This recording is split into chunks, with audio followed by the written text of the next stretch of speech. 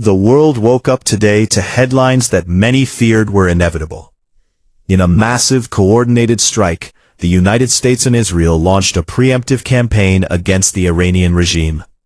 Codenamed Operation Rising Lion by the IDF, the strikes targeted nuclear facilities, ballistic missile silos, and command centers across Tehran, Isfahan, and Tabriz. But as the smoke rises, the question isn't just about the military fallout. It's about the spiritual battle happening behind the scenes. Today, we break down the attack, Iran's retaliation, the miracle over Qatar, and the ancient prophecy of Archangel Michael. President Trump described it as major combat operations, warning that the U.S. is prepared to raze Iran's missile industry to the ground. For many in Israel, this isn't just a war. It's a fulfillment of Numbers 23:24. Look, a people rises like a lioness. Tehran's response was immediate and fierce. Launching Operation Truthful Promise 4, Iran fired over 550 ballistic missiles and 1,000 suicide drones. Their targets weren't just in Israel. They aimed for U.S. interests across the region. Bases in Kuwait, the UAE, and Bahrain came under fire. In Bahrain, the U.S. Navy's Fifth Fleet headquarters was reportedly targeted. For the first time, the conflict has moved from a proxy war to a direct state-on-state conflagration that has forced the closure of airspaces from Dubai to Amman. One of the most dramatic moments occurred over Doha, Qatar.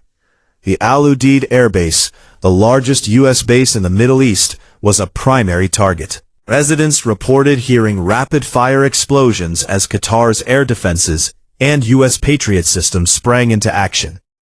While Iran claimed several hits, the Qatari Defense Ministry confirmed that all incoming missiles were neutralized before reaching their targets. This successful Iron Dome over Qatar has been hailed as a technological marvel, but for some, it felt like divine protection. This brings us to the spiritual dimension. Many biblical scholars and pastors point to Daniel 10, which speaks of a prince of the kingdom of Persia, a spiritual principality that resisted the heavens for 21 days. Who broke that stalemate? Archangel Michael. In Scripture, Michael is the great prince who stands watch over the people of Israel. Many believe that the current conflict is the physical manifestation of this ancient spiritual war. Intercessors globally are praying for Michael's intervention to restrain the spirit of war and protect the innocent on both sides. So, how does Michael intervene today? Traditionally, Michael is seen as the defender of truth and the restrainer of chaos. Spiritual leaders suggest that through prayer and standing in the gap, believers can call for the host of heaven to confuse the plans of the wicked and shield civilian populations. Whether it is the miraculous failure of a missile or a sudden ceasefire agreement, many see the hand of the archangel in the moments where catastrophe is narrowly averted.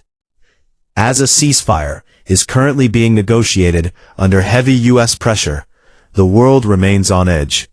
Is this the beginning of the Gog and Magog prophecy, or a moment for the Prince of Peace to prevail? One thing is certain, the events of this week have changed history.